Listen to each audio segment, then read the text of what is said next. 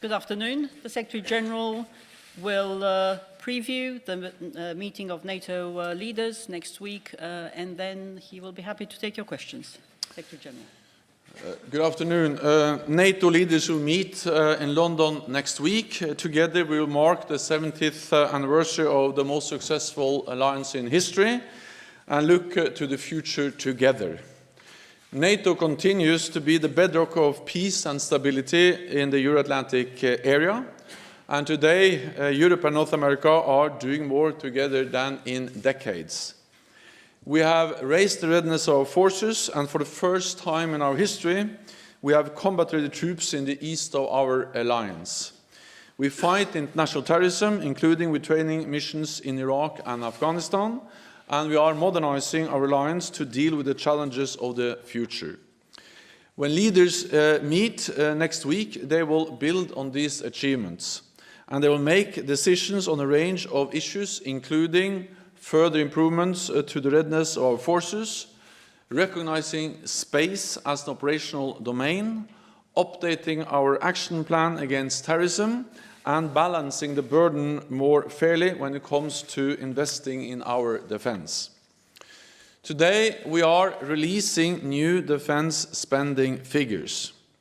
They show the fifth consecutive year of growth in defense spending across European allies and Canada. As you can see, for many years, allies kept cutting billions from their defense budgets. Now they're adding billions. The real increase for 2019 is 4.6%. By the end of next year, European allies and Canada will have invested well over $100 billion more since 2016. In fact, this figure now stands at $130 billion. When leaders met in Brussels last year, they decided to develop national plans. Now, nations have submitted their updated plans to NATO, and we see the results. Based on these plans, I can announce that the accumulated increase in defense spending by the end of 2024 will be $400 billion. This is unprecedented progress, and it is making NATO stronger. All allies are increasing defense spending.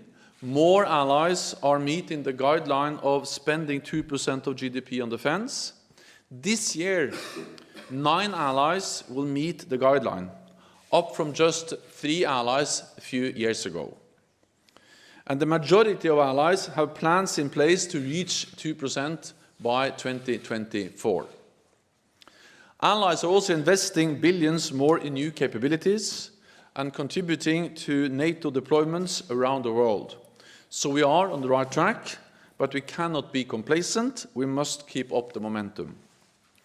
This includes having more forces at higher readiness. Last year in Brussels, leaders launched the NATO Readiness Initiative. This means 30 battalions, 30 air squadrons, and 30 combat ships ready within 30 days. We have made substantial progress. Allies have already designated over 90% of these forces, and I expect leaders will be making further announcements next week. NATO is continuing to modernize in all areas. Leaders will recognize space as our fifth operational domain, alongside land, sea, air, and cyber. This is a clear recognition that space is essential for the success of our operations and missions, whether for early warning, communication, or navigation. Last week, the first of NATO's new surveillance drones arrived in Sicily from the United States, and we have just signed a contract worth $1 billion to modernize our AWACS surveillance planes, which are essential for our missions and operations. All of this is part of NATO's increasing ability to monitor and respond to crisis. Leaders will take stock of NATO's role in the fight against terrorism when they meet next week, including our training missions in Iraq and Afghanistan, which continue to play a key role in preventing the resurgence of ISIS and other terrorist groups. We welcome peace talks in Afghanistan. The Taliban needs to make real compromises to achieve a credible deal, and NATO continues to support Afghan security forces to create the conditions for peace. We will also discuss Russia and future arms control. NATO allies have been united in their response to Russia's aggressive actions. Our dual-track approach of defense and dialogue remains valid, and we continue to coordinate closely. We have agreed that our response to Russia's breach of the INF Treaty will be defensive, measured, and coordinated. And this will be an important part of our work for the months to come. Leaders will also address the implications of the rise of China. This presents opportunities, but allies also need to take into account China's significant military modernization, its increased presence from the Arctic to the Balkans and in cyberspace, and its major investments in our infrastructure. To increase our resilience against a range of challenges, we have agreed updated baseline requirements on telecommunications, including 5G.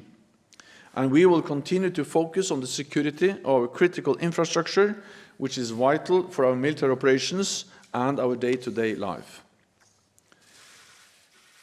NATO is the only forum that brings Europe and North America together every day to address the key issues for our shared security.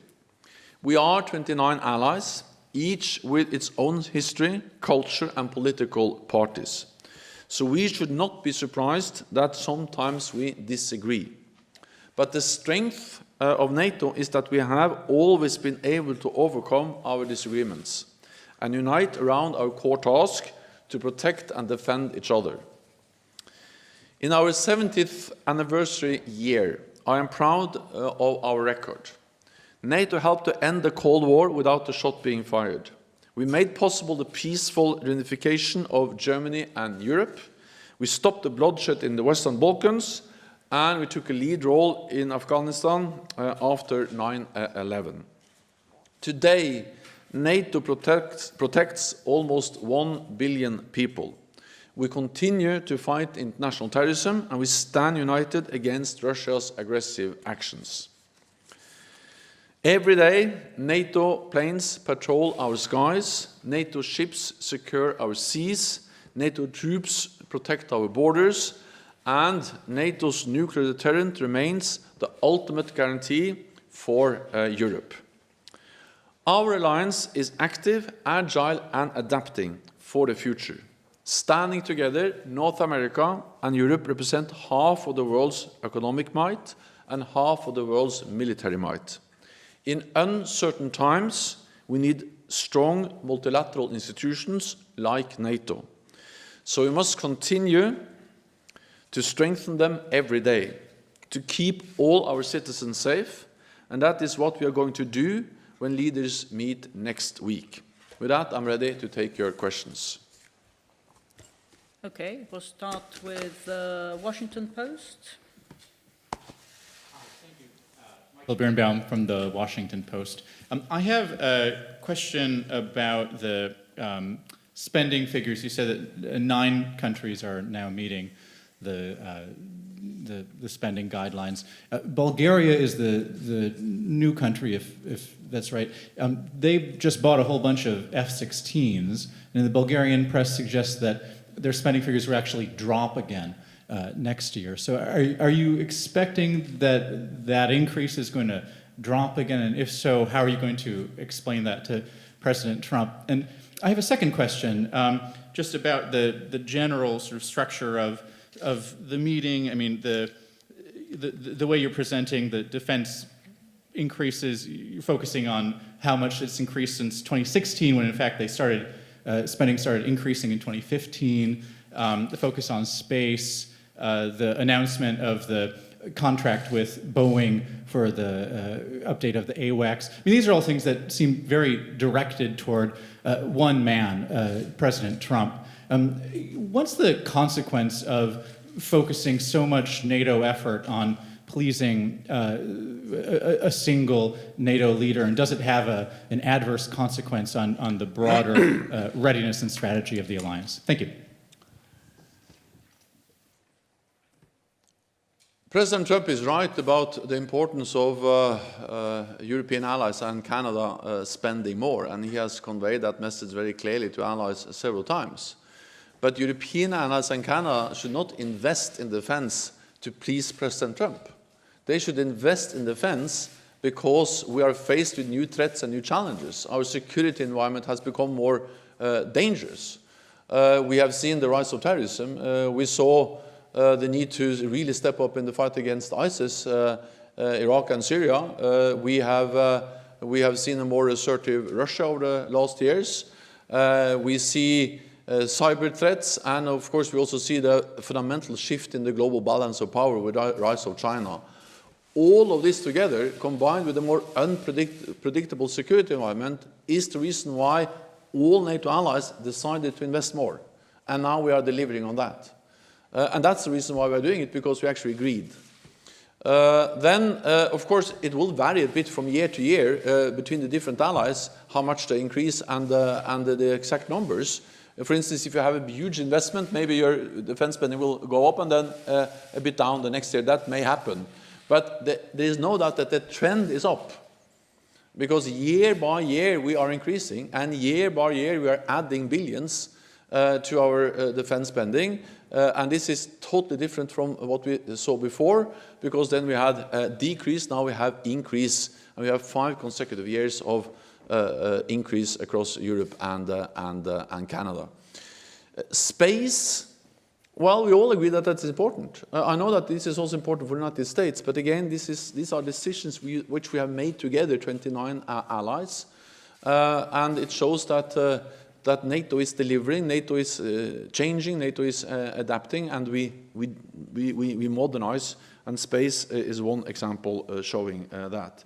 So I cannot comment precisely on the figures for Bulgaria in 2020, also next year. What I can say is that they are now one more country at 2%. So we have gone from 3 to 9.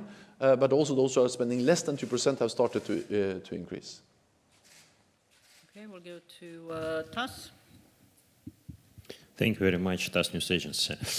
Mr. Secretary General, you have mentioned the disagreements between the allies. Those disagreements are not critical, but they are multiplying since NATO decided to go back to its core task to deter Russia. Effectively, we haven't seen any real aggressive actions from Russian side towards NATO countries.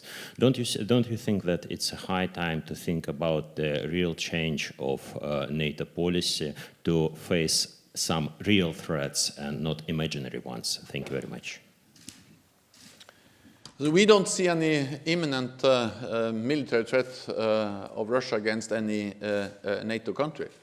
But what we see is a strategic challenge, and we see a Russia which is investing heavily in new modern capabilities, including nuclear forces, and a Russia which is violating a cornerstone arms control agreement in Europe, the INF Treaty, deploying missiles capable of reach European cities within minutes, and missiles which are nuclear capable.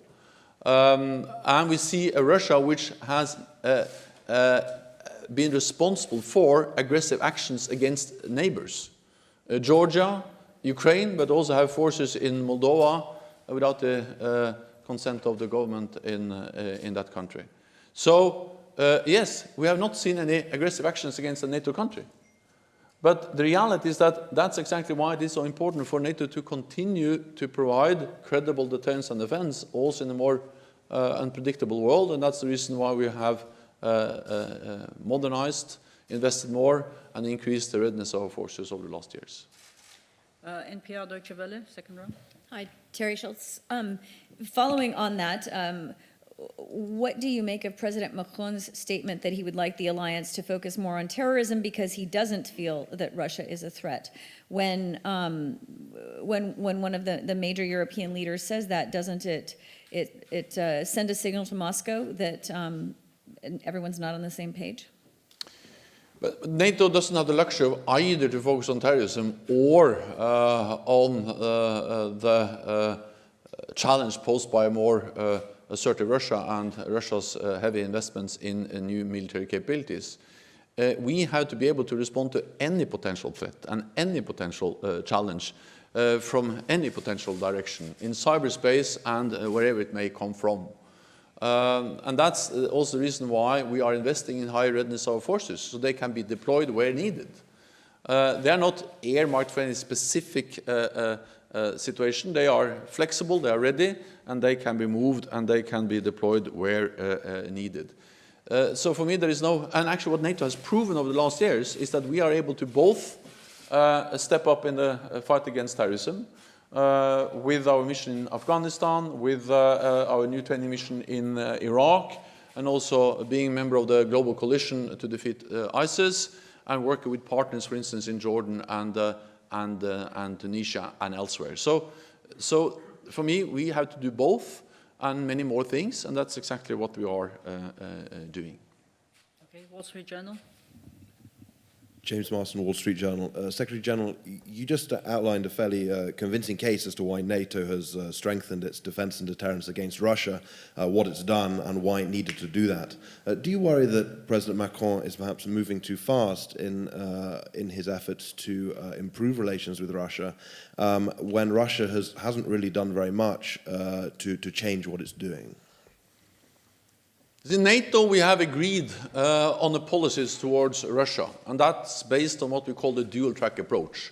And we had a very important summit in Warsaw, where we clearly stated this, meaning that we both deliver on deterrence and defense, and at the same time engage in political dialogue with Russia. Russia is our neighbor, Russia is there to stay. We strive for a better relationship with Russia. But even without an improved relationship with Russia, we need to talk to Russia, because they are there. There is more military presence, more exercises, higher tensions, and then we need dialogue with Russia also to manage a difficult relationship, to have transparency, predictability, to avoid incidents, accidents that can create really dangerous situations. So dialogue with Russia is important for NATO.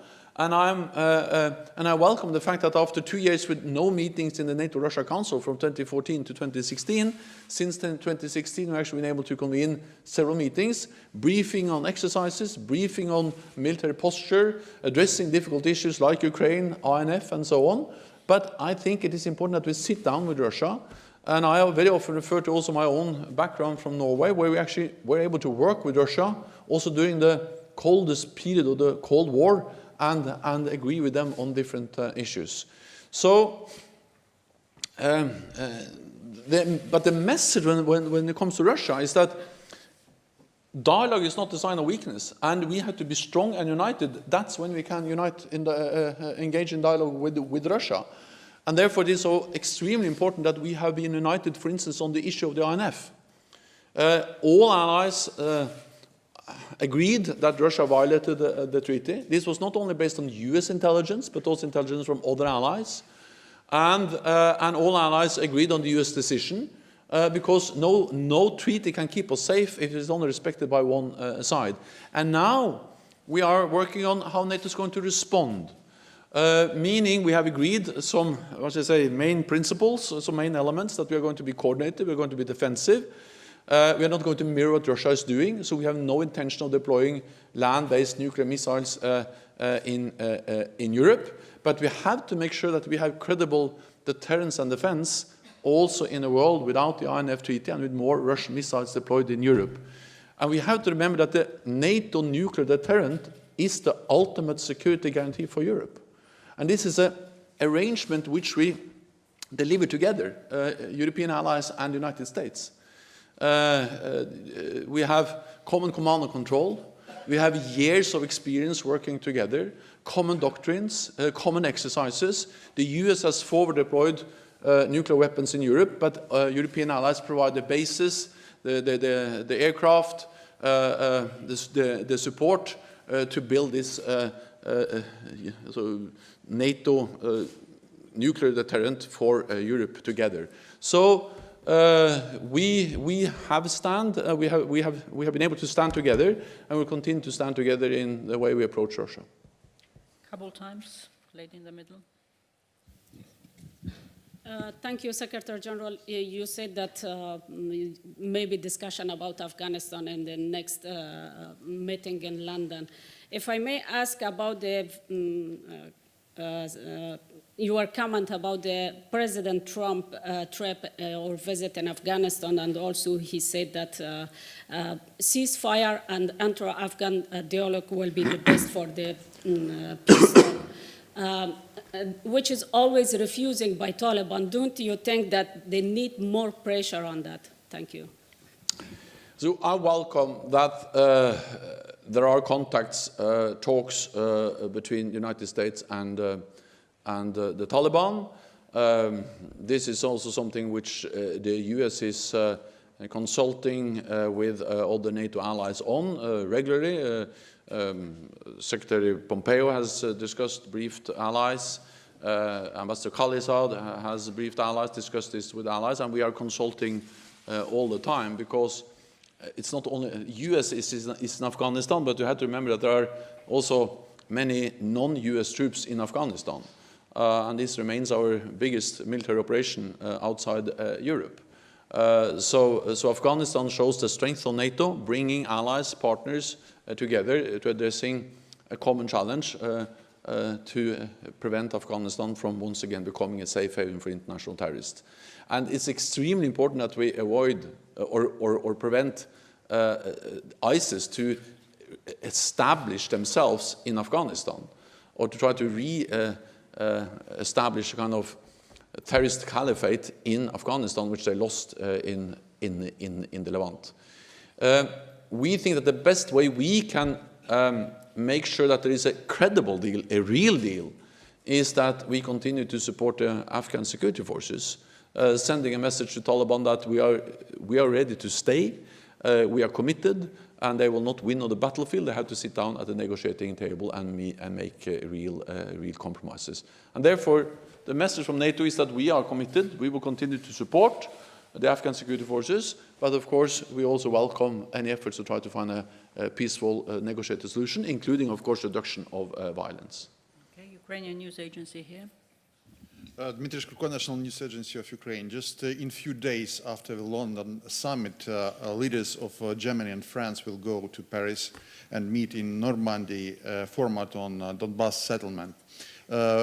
Could we expect that leaders in a wider format will discuss that issue in London? And what is the vision, what is the idea for that outcome of this meeting could be from the NATO side? Thank you so much. I'm certain that also the situation in Ukraine and the efforts to implement the Minsk agreements will be part of the discussions in London. We welcome the efforts of allies and the Normandy format to try to make progress. The North Atlantic Council and I visited Ukraine recently. We went to Kiev, we met with President Zelensky, but we also went to Odessa, where we saw how NATO is providing practical support to Ukraine, helping them to build their naval capabilities, especially the Naval Academy. And NATO will continue to provide practical and political support to Ukraine, at the same time as we support efforts to try to implement the Minsk agreements and find a sustainable, lasting political solution to the crisis in Ukraine. Okay, we'll go over there. Associated Press. Lorne Cook from the Associated Press. You've spoken about NATO's core tasks, and in particular deterrence. There's a big military component, which NATO is doing many things on, of course, with deterrence. There's also the political element. How is it possible to project unity when the major allies, the heavyweights, are actually throwing mud at each other? Isn't deterrence failing when we can't talk with one voice? NATO deterrence works every day. We see that by the fact that we have been able to preserve peace in Europe for 70 years, for more than 70 years. And this is an unprecedented period of peace in Europe. We have to remember that the kind of normal situation in Europe has been war between the major powers. Now, no NATO ally has been attacked. No NATO ally has been attacked since this alliance was established. But over those 70 years, we have seen disagreements, differences between allies before. I have very often referred to everything from the Suez crisis in 1956 to many other crises and disagreements, up to the disagreement, for instance, about the Iraq war in 2003, and the discussions we have today about, for instance, the situation in northeast Syria. But the strength of NATO is that despite these disagreements, we have always been able to unite around our core responsibility, one for all and all for one. Sending a clear message to any potential adversary that if one ally is attacked, it will trigger a response from the whole alliance. And I can hardly think about any stronger way to send this message today, a political and military message, because NATO is a political and military alliance, to send this message today than the fact that we have more troops on higher readiness than we have had for decades. And the figures I just showed you show that actually European allies are investing in this. And the fact that we have, for the first time in our history, combat-ready battle groups in the eastern part of the alliance sends a very clear message. So, and also this idea that the US is not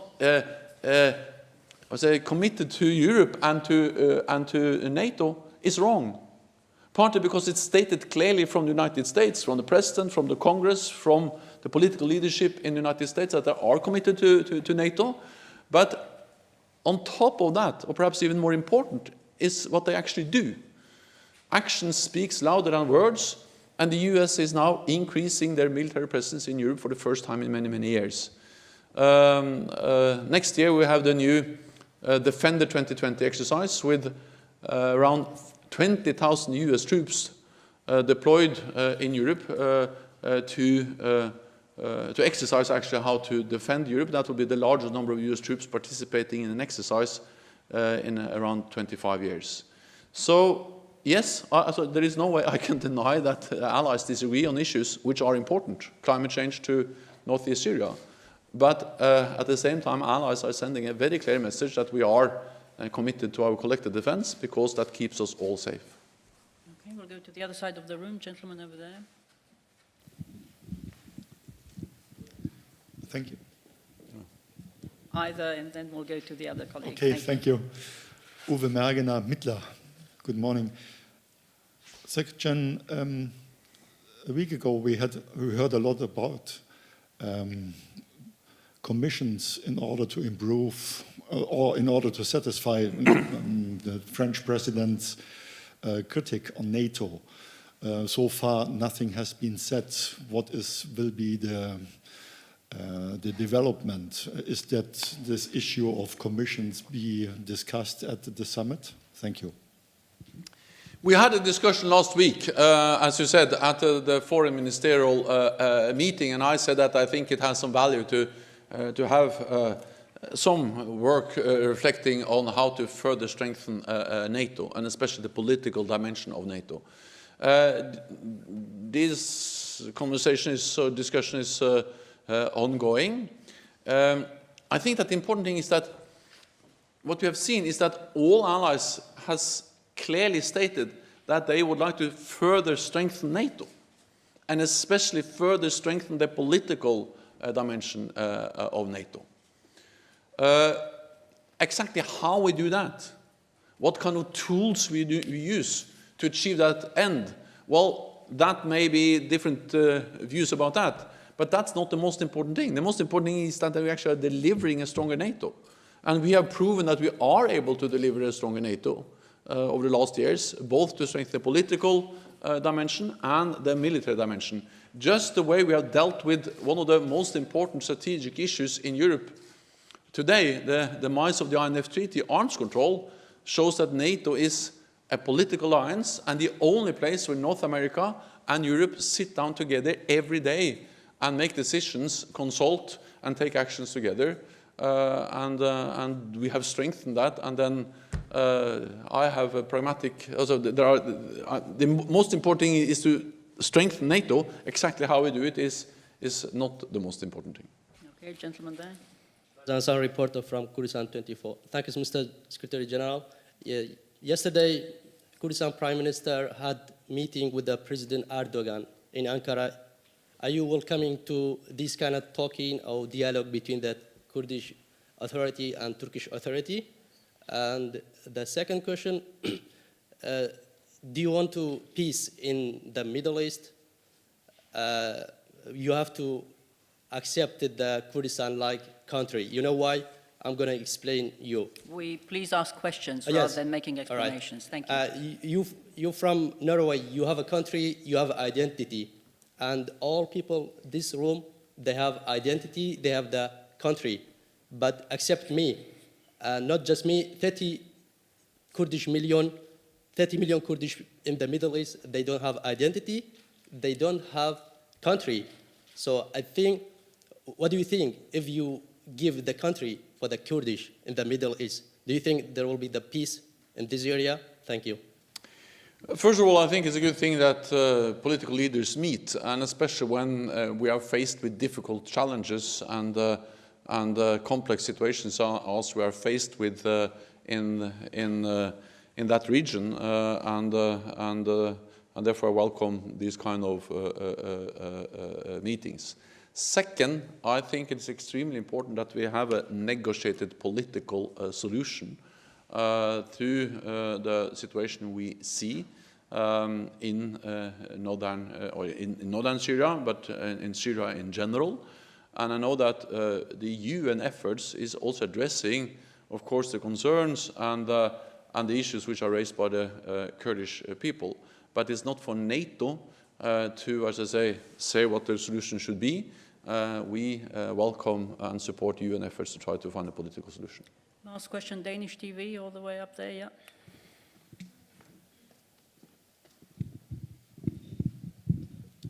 Yes, thank you. Lotte Meidel from TV2 Denmark. Secretary Daniel, back to my colleagues' questions about throwing mud at each other. Are you saying that it doesn't worry you that we now have an alliance that has been called both obsolete and now brain dead, and you have big discussions about the Turkey's behavior in Syria? What is exactly your strategy to bring people together? To bring them together, meaning no, but I think that it's obvious that it is easier to be Secretary General of NATO when all allies agree than when they disagree on issues. That's obvious. Having said that, I think what makes my responsibility important for this alliance is that my main task is to make sure that despite differences on important issues, we continue to deliver credible deterrence and defense and a political will to stand together when it really matters on issues like, for instance, arms control and the political will to defend each other. So that's exactly what I'm doing, and that's my strategy, is to either be able to solve the disagreements. That's the best thing, if we're able to agree on areas where we disagree. But if we are unable to solve the disagreements we see on different issues, then at least we have to make sure that those disagreements doesn't undermine the strength of NATO, that we are able to continue to unite around our core task to protect and defend each other. And then sometimes I refer to history, saying that that's exactly what we have managed before when we have seen disagreements over decades between NATO allies on important issues. Partly I refer to the fact that that's what we are doing now. Because the reality is that North America and Europe are doing more together now than we've done for decades. So we are proving every day through our actions that we are able to stand together and protect each other just by the fact that North America and Europe are exercising more, deploying more, engaged in more operations, investing more than we have done for decades. And the third argument I use is to say that it is in our security interest to stand together. It is in the security interest of each and every ally to stand together, because we are safer and stronger together than alone. This is, of course, the case for Europe, especially for smaller allies, like my own country, but it is also the case for the bigger allies, and also for the United States. Because we are faced with unprecedented security challenges. Terrorism in a form we haven't seen before, and we have shown in Afghanistan, in Iraq, in the global coalition to defeat ISIS, the strength of standing together. We haven't been able to make that progress to liberate the areas controlled by ISIS without standing together, as we did in that fight. And we see the shifting balance of global power with the rise of China. I recently went to the United States, and there I hear people being concerned about the size of China. Well, if they are concerned about the size of China in the United States, then they should make sure that they keep their friends and allies close. Because when we are together, all of us, Europe and North America, then we are 50% of world GDP and 50% of world military power. So, yes, we have some obvious challenges, but history, what we actually do, and the fact that it is in our security interest to stand together is the reason why I'm absolutely certain that we are able to deal with the differences also this time. This concludes this press conference. On your way out, you'll find the latest defense expenditure and the Secretary General's adaptation report ahead of the leaders' meeting. Thank you. Thank you.